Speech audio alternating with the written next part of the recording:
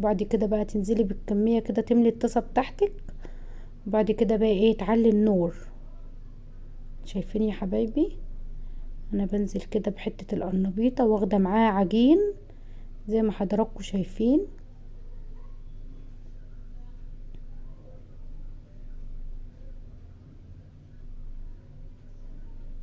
احنا بناخد المعلقة بالحتة بالعجين اللي فيها وبننزله عليها.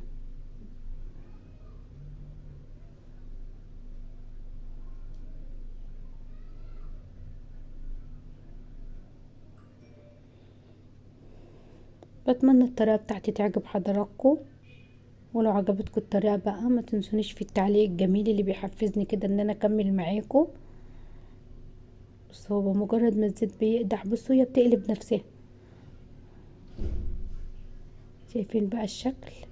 حاجة كده جامدة جدا جدا.